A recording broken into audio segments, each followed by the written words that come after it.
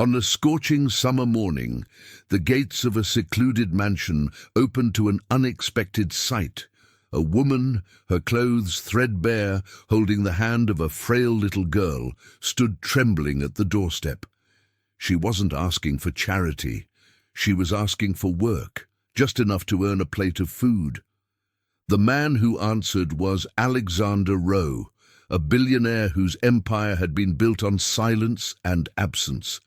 But when his eyes met the girl's, something inside him froze.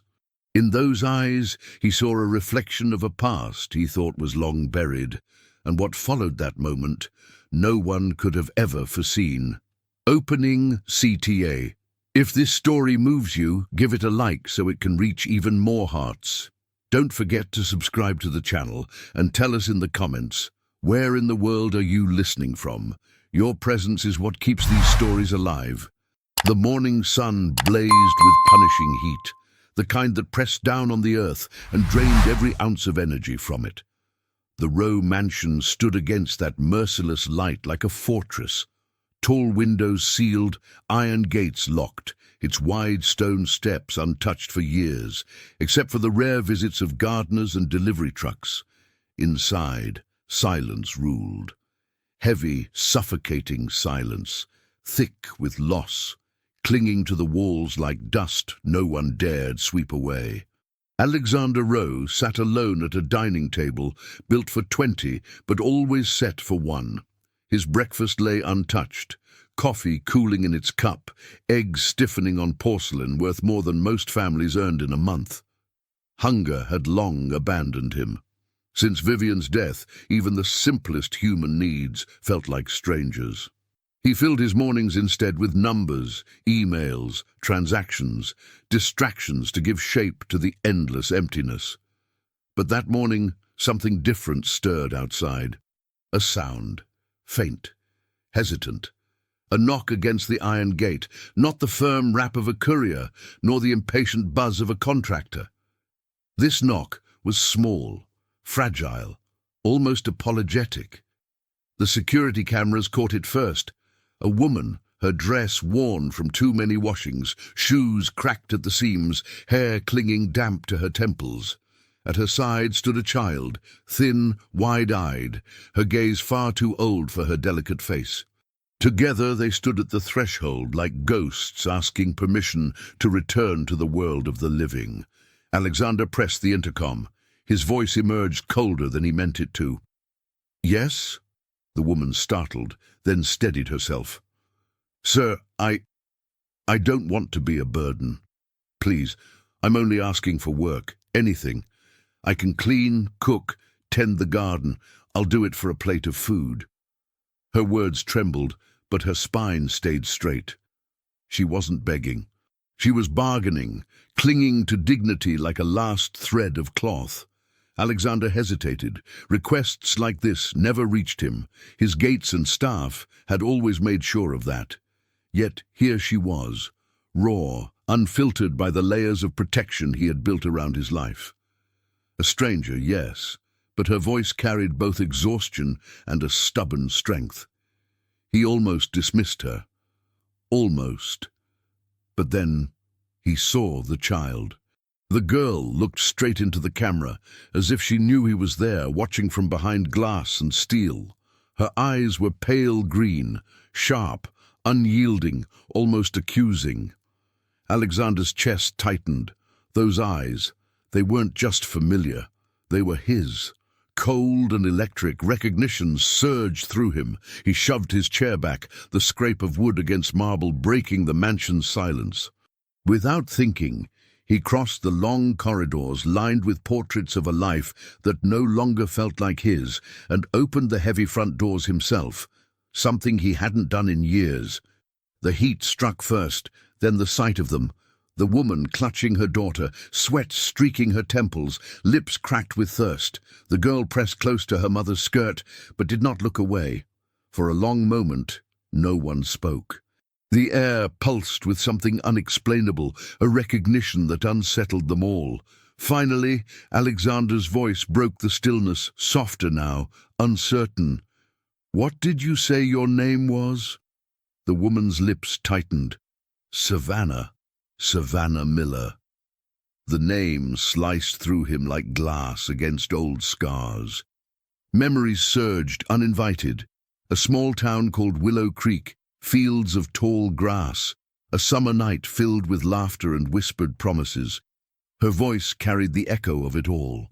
And beside her stood Lily, 8 years old perhaps, the exact number of years since he had left that small town behind, since he had walked away from the version of himself who once loved without calculation. Alexander's hand trembled against the brass door handle. He tried to retreat into the safety of silence, but the girl's gaze held him fast. She wasn't pleading. She wasn't afraid. She was waiting, as though she already knew who he was. In that suspended moment, Alexander Rowe, billionaire, widower, man of silence and solitude, felt his empire tilt. And yet, he said nothing of what was stirring inside him. Not yet. Instead, he stepped aside, his voice measured though it cracked faintly at the edge. "Come in." Savannah hesitated, suspicion flickering across her tired face. But the child tugged at her hand, and together they crossed the threshold into the mansion's silence. The air inside was cooler, faintly scented of polished wood and roses, Vivian's roses, still tended though she was gone.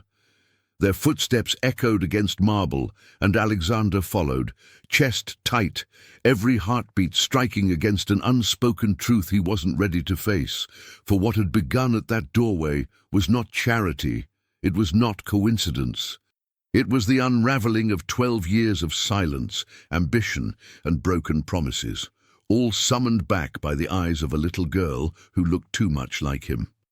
And though no one dared say it aloud, the question lingered in the air, heavy and unrelenting. Had destiny finally come to collect its debt? That afternoon, the mansion, vast and immaculate, felt smaller. The presence of Savannah and Lily had stirred something in Alexander, a quiet storm building in his chest, dragging him toward memories he had spent years trying to bury. While Savannah and her daughter rested in a guest room, he retreated to his study. The room was dim, curtains drawn, the shelves lined with books he no longer touched. He poured a glass of whiskey, though the taste had long turned to ash. He wasn't drinking for comfort. He was drinking to remember, or perhaps to forget. The name Savannah Miller had unlocked doors in his mind, doors leading back to dusty roads, the scent of wildflowers, the sound of laughter in places where life had once been simple. He hadn't always been Alexander Rowe, billionaire magnate with a staff trained to bow at his presence. Long before the world knew his name, he had simply been Xander, a boy from Willow Creek, a boy with dirt on his shoes, hand-me-down shirts, and a heart so full of dreams he believed they could carry him anywhere. And it was there, in that forgotten town, that Savannah had entered his life. She wasn't like the other girls in Willow Creek. While most blended into the rhythm of small-town life, Savannah stood apart. She had a way of speaking that made the ordinary sound like poetry, and when she laughed, the sound carried across the fields like bells. Her hands always smelled faintly of paint. She lived for color, always trapping it on canvas, turning barns and meadows into something eternal. Xander had fallen in love the way boys do, completely, recklessly, without caution. But it hadn't been foolish. Savannah matched his fire with her own.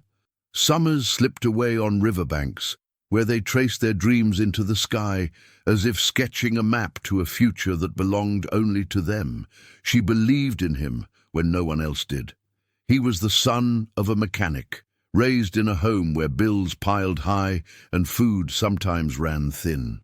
Yet when he told her he wanted more, to build something, to leave Willow Creek one day, she looked at him as though even the stars were listening.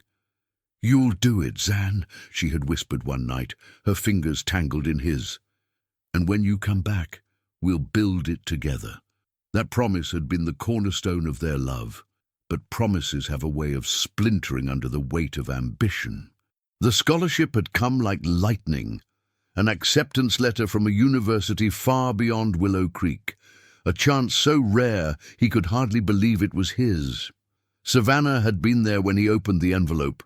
He could still see her face glowing with pride, even as tears trembled at the corners of her eyes. "Go," she had told him, her voice breaking. "Don't waste this, Zan, but don't forget me." He had sworn he wouldn't, sworn on every star they had counted together. He would study, succeed, return. She would wait and their story would continue, only it hadn't. The city swallowed him whole. Bright lights, new people, opportunities that devoured every ounce of his attention. Ambition, once a flicker, grew into a hunger. And somewhere between lectures and late nights, between business ventures and endless striving, Savannah's letters began to feel like reminders of a life too small for the man he thought he was becoming. At first, he read them. Then he skimmed. Then he stopped. The last ones, he remembered, he had left unopened, returned to sender. Silence his only explanation. When Vivian entered his life, it had been less about love and more about strategy. The daughter of an industrial tycoon, she was polished, powerful, her world carved from influence. Marrying her meant access, leverage, the platform he needed to build the empire that would bear his name. He told himself it was for the best, that Savannah would understand. That he could honor the boy he once was, even as he abandoned the girl who had believed in him. But love does not wait forever, and boys who forget promises grow into men haunted by them. Now, sitting in his study with whiskey burning down his throat, Alexander pressed his palms against his eyes as if he could block out the visions. Savannah laughing in a meadow, her hand reaching for his. The unopened letters stacked like tombstones, the sound of her voice calling him Zan. Yet the cruelest image of all was not from the past. It was from that very morning, the girl at his door, Lily. Her eyes. His eyes. He had left Willow Creek chasing the future. In doing so, he had abandoned the very thing that might have given his success meaning. For years, he thought himself untouchable, shielded by wealth, armored by achievement. But Savannah's return, and the silent accusation in Lily's gaze, had cracked that armor wide open. In the dark, he whispered her name. Not Savannah, but the way he had once called her. Vanna. The sound was both prayer and confession. The ghosts of Willow Creek had followed him here. And this time, they would not leave. As the clock ticked in that suffocating silence, one thought pressed harder than all the rest. If the past had found him again, what would it demand of him now? Dawn had barely touched the curtains when Alexander found himself awake again, pacing the edges of his vast bedroom. Sleep had abandoned him hours earlier, chased away by the relentless tide of memories. Savannah's presence in his house was not coincidence. It was a reckoning, a reminder of the boy he once was, and of the promises he had buried beneath the weight of ambition. He remembered those first months after leaving Willow Creek. The city had been overwhelming, towers of glass and steel, streets humming with restless energy, people who moved as if every second was already spoken for. He had arrived with little more than a suitcase, a scholarship, and Savannah's faith wrapped around him like a shield. Each night he unfolded her letters, looping script, sometimes smudged as though her hands had trembled while writing. They carried the faint scent of paint, the same colors she once used to trap sunsets on canvas. In those early days, her words were an anchor. She reminded him who he was, told him to hold on to kindness even while chasing knowledge. She wrote of Willow Creek's festivals, of the orchard in bloom, of painting by lantern light when she couldn't sleep. She wrote of waiting for him, certain that distance was nothing compared to love. But slowly, something began to change. The scholarship drew him into circles of people who spoke of futures with certainty, who wore ambition like fine suits, who measured worth not by kindness, but by success. And Alexander, still Zan to Savannah, found himself desperate to belong. He studied until dawn, attended lectures, networked with professors, built business models with other restless dreamers. Each time Savannah's letters arrived, they pulled him back toward a world that felt smaller with every passing month. He still loved her, but love was becoming complicated. It reminded him of promises that required slowing down, of returning to a place that suddenly felt too quiet, too far away from the man he was trying to become. By his second year, guilt had begun to shadow his love. He delayed answering her letters. He told himself she deserved better than waiting. He convinced himself she would understand, even as her words grew more fragile, more uncertain. Then came Vivian. She entered his life like a diamond, sharp, brilliant, unyielding. She carried herself with the certainty of someone who had never heard the word no. The daughter of an industrial magnate, she was educated, polished, already marked for influence. To be near her was to feel doors opening.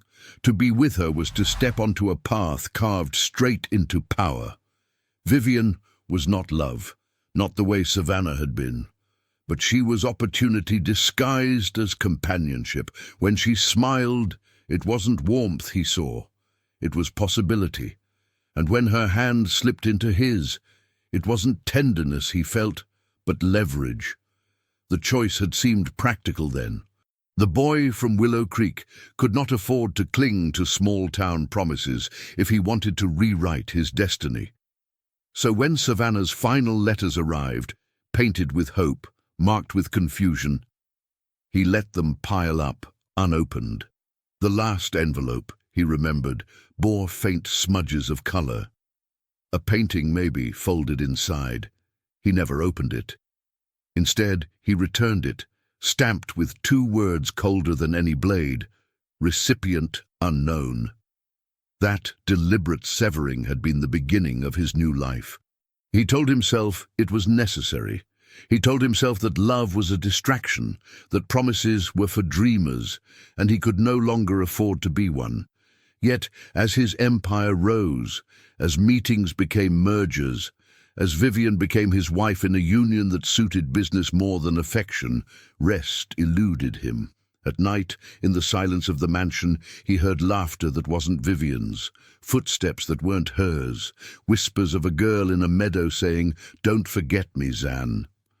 But forget her he had. Or so he thought. Now, standing once more within reach of Savannah's presence, the truth gnawed at him. Ambition had not only cost him love, it had cost him himself.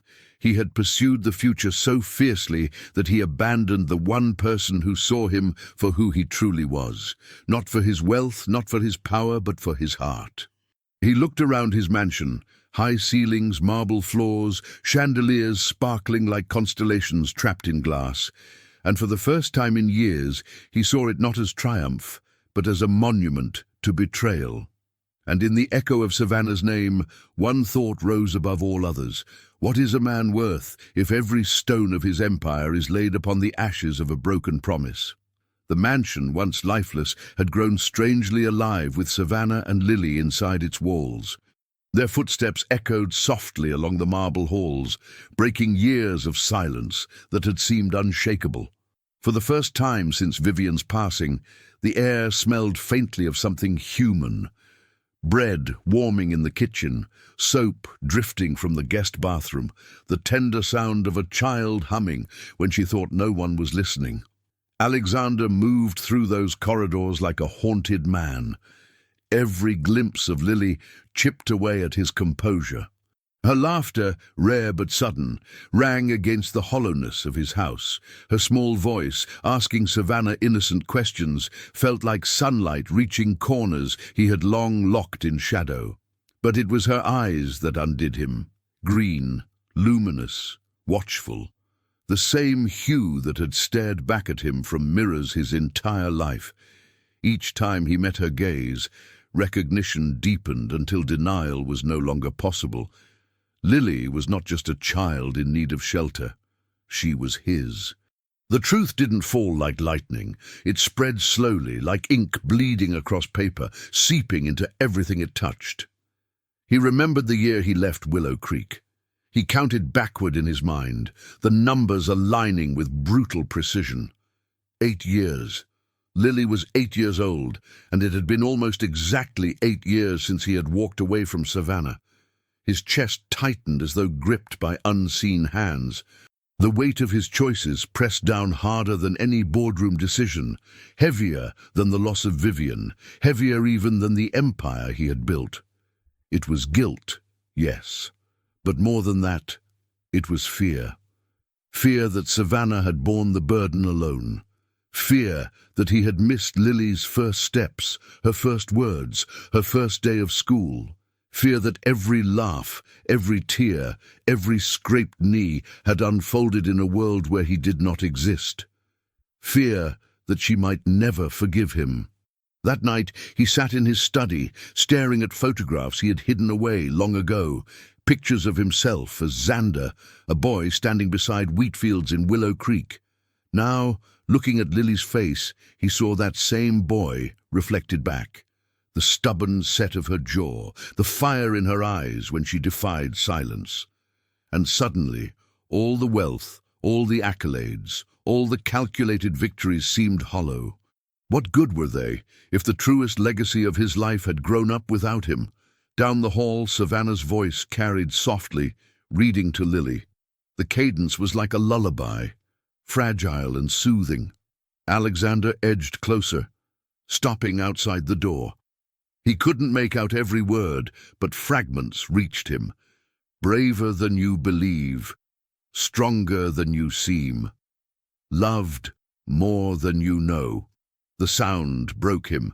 He pressed his forehead against the cool wood, eyes burning, hands trembling. He wanted to open the door, to step inside, to tell Savannah the truth that clawed at his chest, but fear chained him in place. Would she hate him more, knowing that the man who abandoned her had left behind not only a broken promise, but a fatherless child? Would Lily look at him with contempt once she learned? He couldn't face it. Not yet. So he turned away, retreating to the emptiness of his study. But even as he tried to bury the truth, the thought gnawed at him relentlessly. That little girl sleeping under his roof was no stranger. She was the consequence of every choice he had made. She was his daughter. And sooner or later, he would have to face what that meant. The morning after their arrival, the house pulsed with invisible tension. Savannah stood in the vast kitchen, its marble counters and polished silver catching the light. She looked painfully out of place, her plain dress and weary posture swallowed whole by the grandeur around her. Lily sat at the table, small hands wrapped around a glass of milk, her wide eyes flicking nervously between her mother and Alexander, who lingered by the doorway. He had not slept. His mind had spun through endless circles, each thought ending in the same immovable truth. She's my daughter. The words pressed like iron against his chest, demanding release. Yet when his eyes met Savannah's, the silence of 8 long years rose like a wall too high to climb. Savannah broke first, her voice clipped, controlled. "Thank you for letting us stay the night, but we won't impose any longer." Alexander's jaw tightened. "You don't have to leave. There's enough space here. Your daughter, she needs—" Savannah's eyes flared as she cut him off. "My daughter, don't you dare claim her." The words struck harder than a slap. He swallowed, but she wasn't finished. "We didn't come here for your pity, Alexander. I asked for work, not charity. I don't want your money. I don't want your kindness. All I want is a roof, just until she's strong again. Then we'll go." Her voice trembled at the edges, but its core was steel. Every syllable carried the weight of betrayal, of years spent raising a child alone, while the man she once loved built an empire, without ever looking back. Lily glanced between them, confused by the sharpness in her mother's tone. Her small shoulders tensed, sensing the storm, though she didn't understand its cause. Alexander softened, crouching to meet her gaze. "You can stay as long as you want," he said gently. But Savannah's glare seared through him, a warning not to cross lines she had drawn in fire. That evening, Lily grew feverish. Her cheeks flushed. Her breaths came shallow. Savannah's resolve cracked as fear overwhelmed pride. She sat at the bedside, cooling Lily's forehead with a damp cloth, whispering prayers into the silence. When Alexander appeared in the doorway, with medicine in hand and a doctor already on his way, she did not thank him. She only nodded, eyes rimmed red with exhaustion, because in that moment truth was undeniable. Lily's life outweighed her pride. For the first time in years, they shared a roof, bound not by love, but by necessity. Yet every interaction became a battlefield. Savannah wore her pain like armor, each glance at him sharpened by the memory of promises broken. He, in turn, carried guilt like chains, every word from her lips hammering home the ruin of what he had left behind. At dinner, the tension thickened. Savannah refused the polished silverware, eating quietly while Lily tried to smile through her coughs. Alexander watched them, torn between stepping closer and keeping his distance.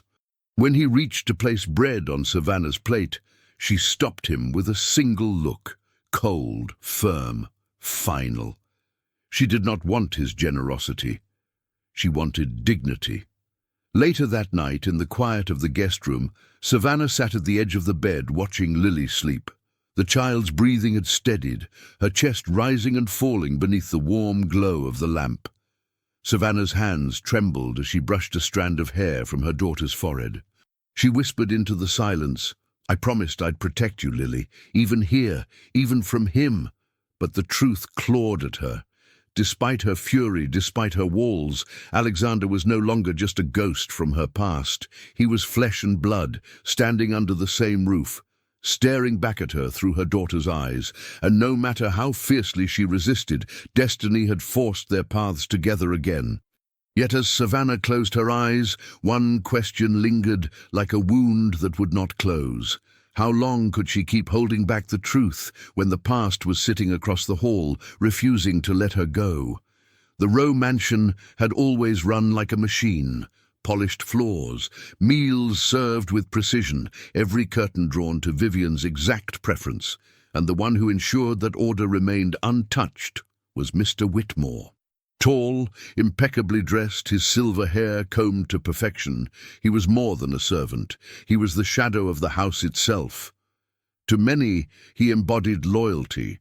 To Alexander, he was indispensable, and to Vivian, before her passing, he had been almost family. But to Savannah, his eyes were daggers wrapped in civility. From the moment she crossed the threshold, Whitmore's stance was unmistakable. His greetings were polished but cold, his posture rigid whenever Savannah entered a room, as though the dust on her shoes might contaminate the marble floors. When he addressed her, his tone was clipped, formal, and unyielding, every word whispering, "You do not belong here." One afternoon, as Savannah stood in the kitchen washing dishes, a task she insisted on taking despite the staff's protests, Whitmore appeared in the doorway. His voice was calm, deliberate, but carried an edge sharp enough to cut. "Mrs. Rowe always said the kitchen should remain in order. Guests are not expected to trouble themselves here." Savannah froze, water dripping from her hands, a plate slipping against her palm. She turned, meeting his gaze. "I'm not a guest. I'm working for food, until I can leave." His lips curved into something between a smirk and a sneer. "Working, or lingering? Forgive me, Miss Miller, but some might say it's rather opportunistic to return now after so many years." Her chest tightened. The implication was clear. He wasn't only defending Vivian's memory, he was guarding Alexander's too, twisting loyalty into judgment. That evening, Alexander noticed the change in her posture, the tension in her shoulders as she guided Lily to bed. When he asked, Savannah shook her head, refusing to give Whitmore the satisfaction of becoming a subject between them. But Alexander noticed. He always noticed. The days stretched, and Whitmore's presence became a silent war. He never raised his voice, never crossed into outright disrespect. Instead, he wielded subtler weapons, an arched brow when Savannah spoke, a carefully dropped memory of Vivian's perfect order, a soft reminder that this was once a house of dignity. Lily, too young to grasp the undertones, felt the weight nonetheless. She grew quiet whenever Whitmore entered, her cheerful humming falling into silence, her small frame pressing closer to her mother's side. And Alexander, though torn, began to see the truth. Whitmore's loyalty to Vivian had once been admirable, but it had hardened into something darker. The mansion had become his temple, Vivian his deity, and Savannah and Lily the intruders defiling sacred ground. One stormy night, rain slashing against the windows, Alexander walked into the study to find Whitmore polishing silver. Without lifting his gaze, the older man spoke, his voice steady, but lined with warning.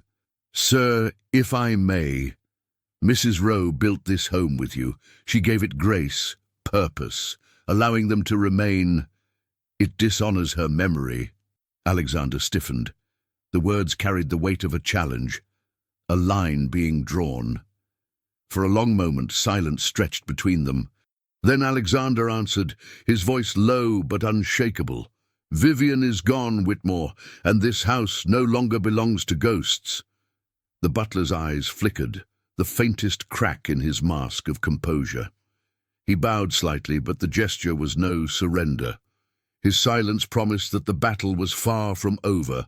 From that night on, the mansion no longer felt merely heavy with memory. It felt divided, two worlds colliding under one roof, the rigid order of the past, defended by Whitmore, and the fragile, chaotic beginnings of something new, embodied by Savannah and Lily. And Alexander knew with certainty that sooner or later one would have to yield.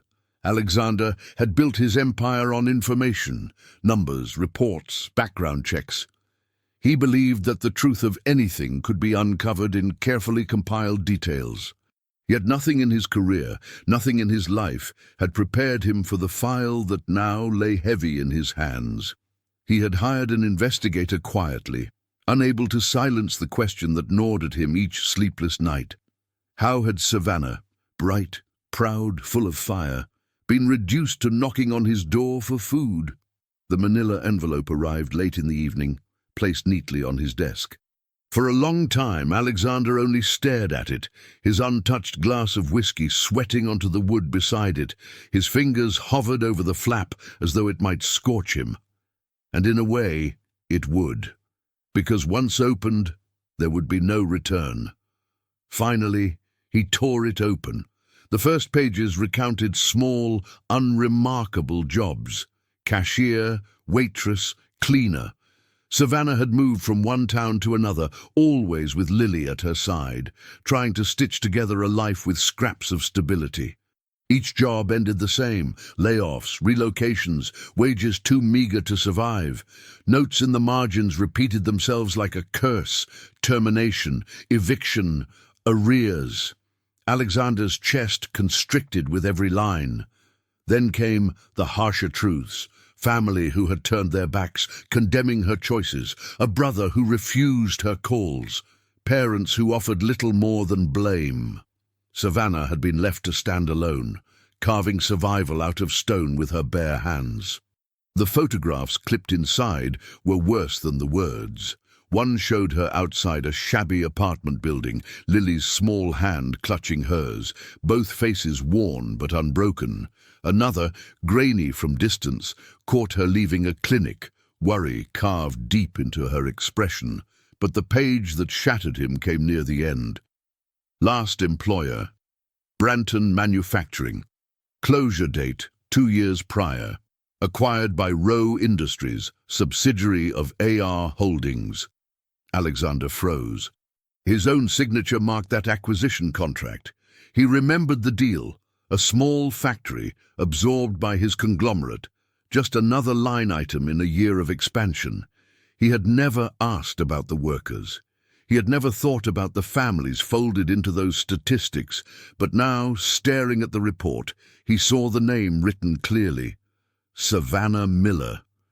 He hadn't just been a bystander to her downfall. He had been its architect. His breath caught, sharp and jagged. He pressed both hands against the desk, bowing his head as if the weight of the paper had doubled. Boardrooms and balance sheets blurred, replaced by the image of Savannah packing her things into a cardboard box, Lily's hand in hers, the world collapsing around them, while he toasted another victory. The guilt hollowed him out. His wealth, his status, his empire, all of it felt poisoned now, built on the ruins of the woman he had once sworn to love. He closed the file, but the truth echoed through him like thunder. For the first time in years, Alexander Rowe, the man who had always found control in knowledge, felt utterly powerless. Down the hall came the faint sound of Lily's laughter, Savannah's softer voice. They didn't know what he now knew. They didn't know that the man whose roof sheltered them was also the one who had stripped away the fragile shelter they once had. And as he sat alone in the dim study, the report trembling in his hands, one question tore at him, relentless and unanswerable.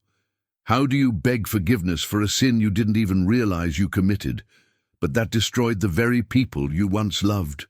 The night was heavy with silence. Outside, the gardens shimmered faintly beneath a thin veil of moonlight.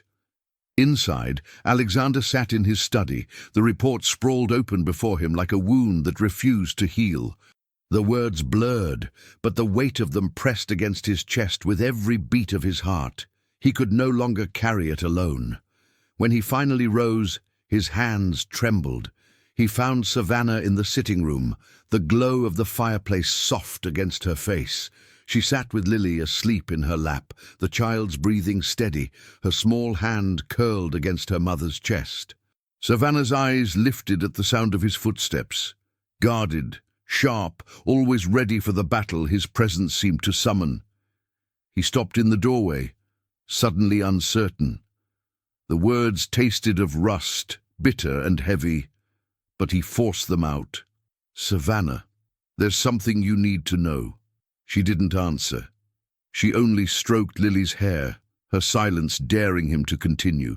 He stepped closer, his voice rough. "I thought leaving you was the worst thing I'd ever done, but it wasn't."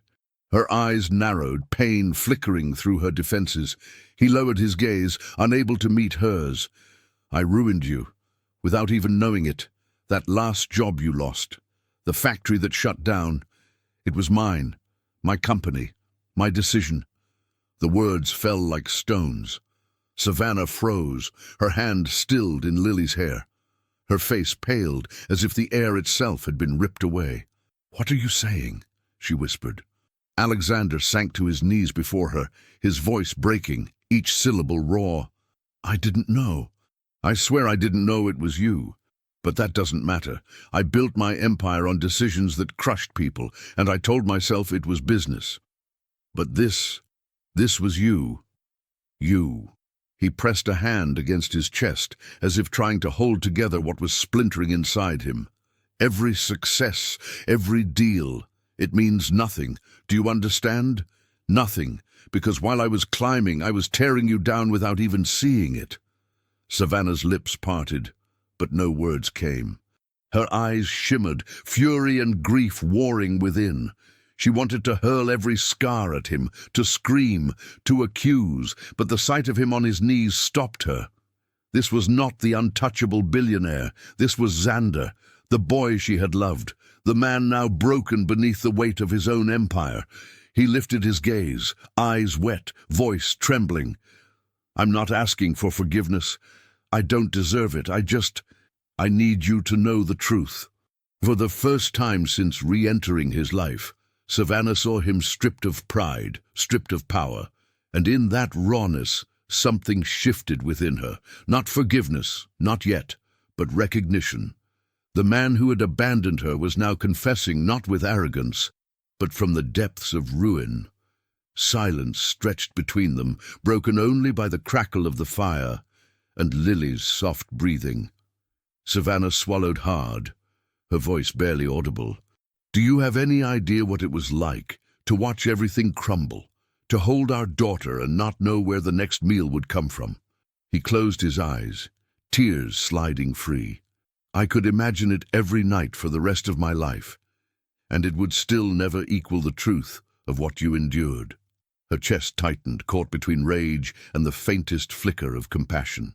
He was right. He could never truly know. But here he was, finally shouldering even a fraction of the weight she had carried alone for 8 long years. She looked at him for a long moment, then down at the child, asleep in her arms. Her lips pressed into a thin line. She wasn't ready to let go of her anger, but for the first time she wasn't alone in it, and Alexander, kneeling at her feet, understood. This was only the beginning of the penance he owed. The days that followed were fragile, like walking across glass that might shatter beneath the lightest step. Savannah kept her distance, her walls still high, though the sharp edge of her anger had dulled into something quieter, an ache that lingered in her eyes. Alexander didn't push. He knew better now. But there was one place where his resolve refused to bend. Lily. At first, she avoided him. She clung to Savannah's hand, hiding behind her skirts whenever he entered the room. Her laughter, once bright and unrestrained in the halls, faded into shyness when he drew near. He couldn't blame her. To her, he was nothing but a stranger, a man with cold eyes and a house too big to feel safe. So Alexander did what no one in his empire would have expected. He slowed down. One afternoon, Lily sat on the floor of the sunroom, crayons scattered like jewels across the carpet. Alexander lowered himself carefully to the rug beside her, cautious not to intrude. She glanced at him with suspicion, clutching a green crayon as if it were a weapon. He smiled gently. "May I draw too?" She didn't answer, only handed him the stub of a broken blue crayon, as though testing him. He accepted it as if it were a priceless gift, and bent over the corner of her paper. His hand, so used to signing contracts and drafting strategies, fumbled at the clumsy lines of a child's drawing. He tried to sketch a cat, but what emerged looked more like a lopsided potato with whiskers. Lily studied it for a long moment. Then, unexpectedly, she laughed, a pure, bubbling laugh that filled the room with light. The sound nearly undid him. "It's terrible, isn't it?" he admitted with a sheepish grin. She nodded, still giggling, then grabbed another crayon and fixed his cat, adding ears and a tail, until it looked only slightly less disastrous. From that day forward, the sunroom became their shared battleground of crayons and paper. Alexander let Lily lead. She drew rainbows, castles, and stick figures with wild hair. He followed clumsily, always making mistakes that made her laugh. Slowly, suspicion melted into curiosity, and curiosity into trust. Evenings brought new rituals. He began reading to her. At first, she nestled against Savannah, her eyes darting warily toward him as he stumbled through children's stories. But one night, as he exaggerated a silly voice for a character, Lily giggled, small, unguarded.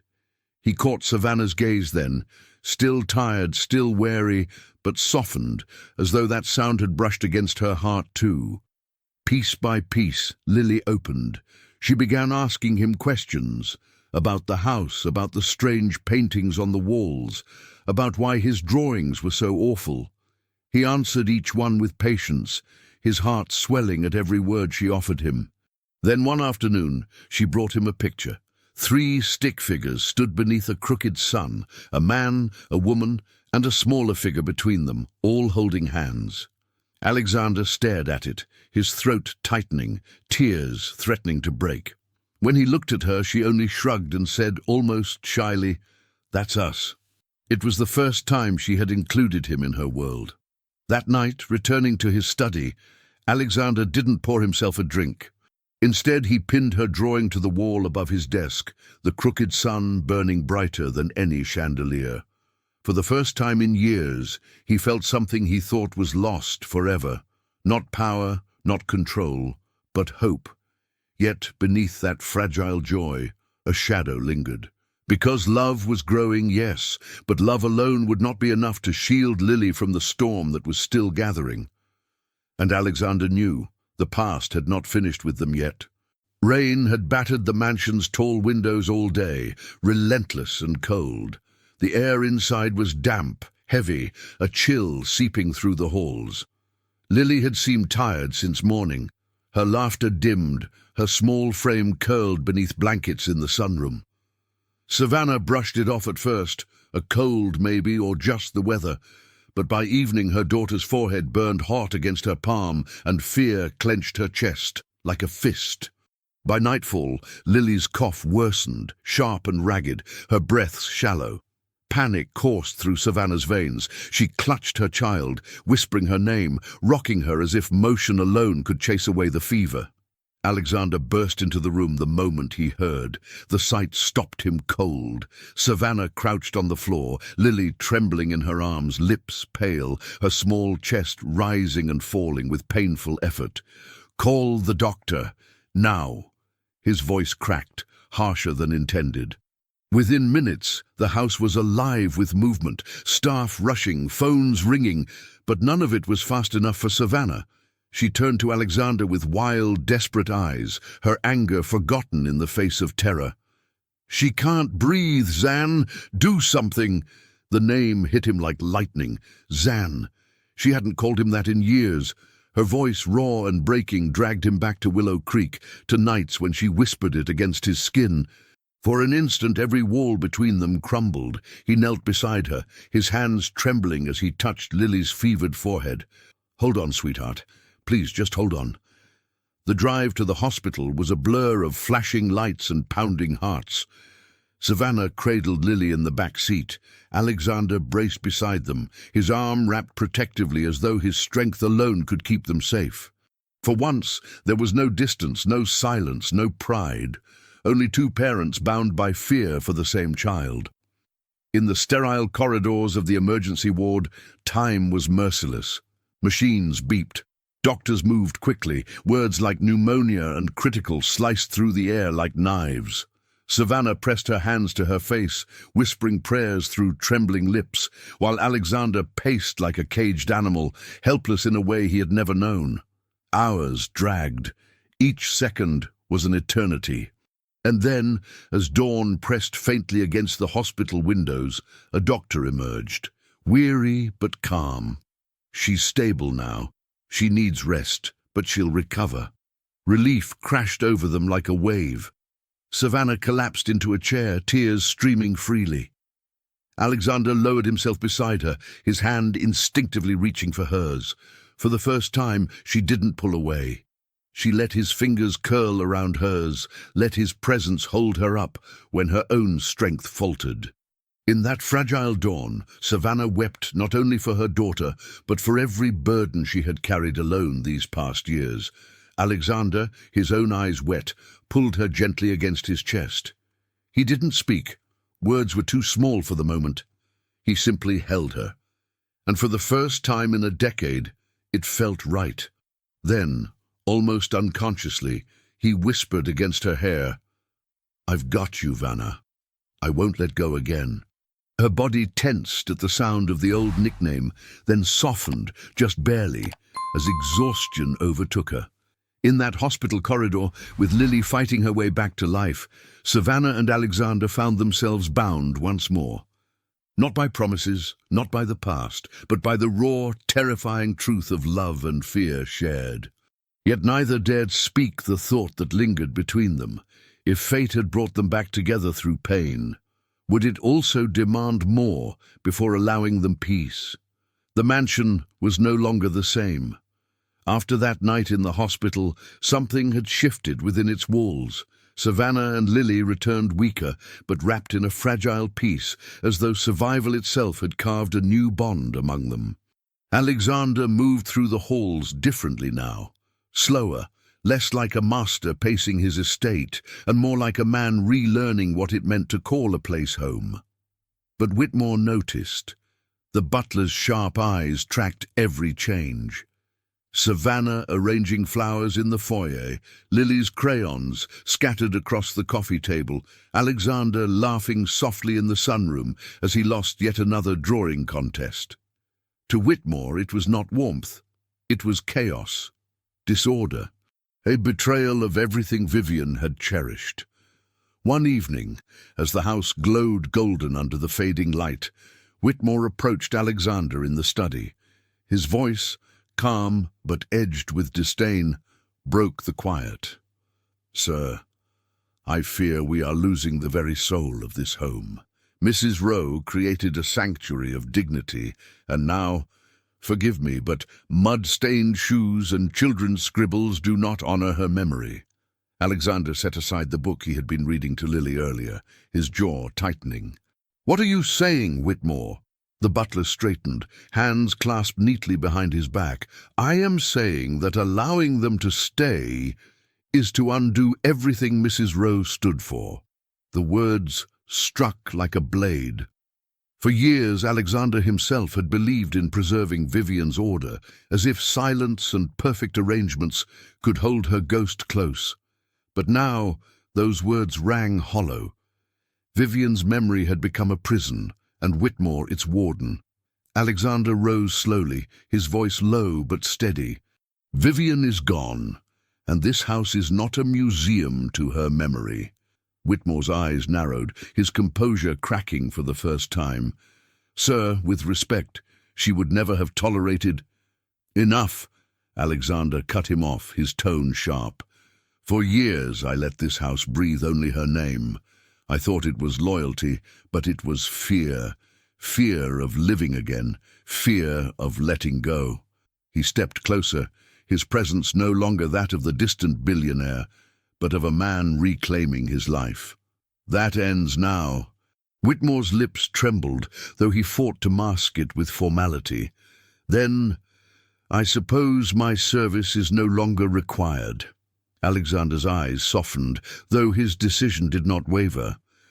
"You've served faithfully, and for that you'll leave with honor. I'll see that your retirement is comfortable, but you will leave tonight." For a long moment, Whitmore stood frozen. Then, with a stiff bow, he turned and walked away, his footsteps echoing like the closing of a chapter. Savannah, who had been standing quietly in the doorway, let out a breath she hadn't realized she was holding. Her eyes met Alexander's. For the first time, she saw not a man chained by the past, but one finally daring to release it. That night, the mansion felt different. No longer heavy with Vivian's shadow, but alive with Lily's laughter drifting through the halls. With Savannah's soft humming from the studio, Alexander had begun to prepare for her. And for Alexander, it was as if the air itself had cleared. By letting Whitmore go, he had buried more than a servant's loyalty. He had laid to rest the ghost of grief that had kept him captive for far too long. Yet as he stood alone in the quiet that followed, one thought pressed against his chest. If the house could be reborn, could his heart be too? Spring returned to the Rowe estate, carrying with it the quiet hum of rebirth. The once silent halls now pulsed with color and sound. Children's drawings clung proudly to the refrigerator, laughter spilled across the gardens, and the grand piano, untouched for years, sometimes echoed with Lily's hesitant notes as Alexander guided her small fingers along the keys. The mansion was no longer a mausoleum of Vivian's memory. It had become a home. Savannah, tentative at first, had begun to rediscover herself within those walls. Alexander cleared an airy studio overlooking the gardens, filling it with brushes, canvases, and sunlight. There, she found her colors again, painting not only landscapes, but fragments of her own healing. Lily, curious as ever, often painted beside her, her small hands, leaving trails of bright shapes across spare canvases. Alexander watched them both with a reverence he had never known. He no longer measured his worth by contracts signed or victories won, but by the softness of Savannah's smile when she caught him watching, by the way Lily laughed freely now without fear, by the warmth that filled spaces once frozen by grief. A year passed since the day Savannah had knocked on his door. On that quiet anniversary, Alexander led her into the garden, where roses bloomed wild and unapologetic. Lily darted between them, her laughter ringing like bells. There beneath a sky brushed with violet and gold, Alexander knelt. His hand trembled, not with fear, but with the weight of 12 years of silence, of promises broken and now ready to be remade. In his palm, a ring glimmered. Not diamonds, not cold perfection, but a sapphire, blue as the summer skies of Willow Creek.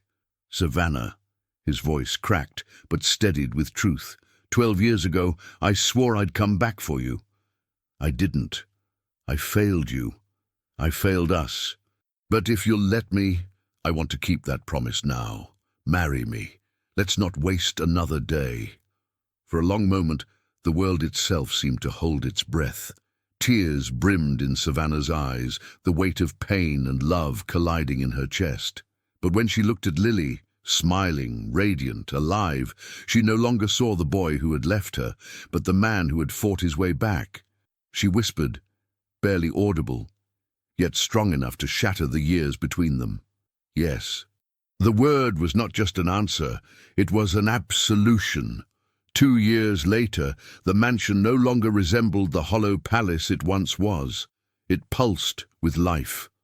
On Lily's 11th birthday, balloons lined the gates, music and laughter filled the halls, and the air smelled of roses and cake. Alexander carried Lily on his shoulders as she shrieked with delight, while Savannah's camera clicked, capturing the moment forever. For Alexander, every sound of joy, every burst of color, every juice stain across the marble floors was no longer an imperfection, but a blessing. Proof that his empire of silence had been torn down and rebuilt, not with wealth, but with love.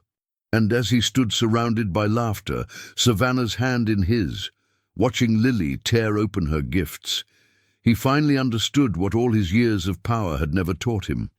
The true measure of a man is not in what he builds alone, but in what he chooses to build with the ones he loves. And this time, Alexander Rowe had finally kept his promise.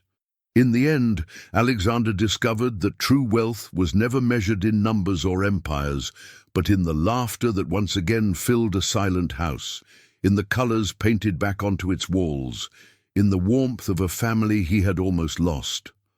Savannah learned that love can rise again, even after the deepest wounds, and Lily grew knowing she would never face the world alone. Because sometimes redemption isn't about rebuilding empires, it's about rebuilding homes.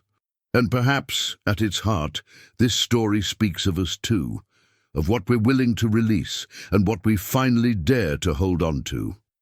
If this story touched your heart, leave a like so it can reach even more people. Subscribe to the channel for more stories like this one and tell us in the comments, from where in the world are you listening to this message? Your presence is what keeps this space alive.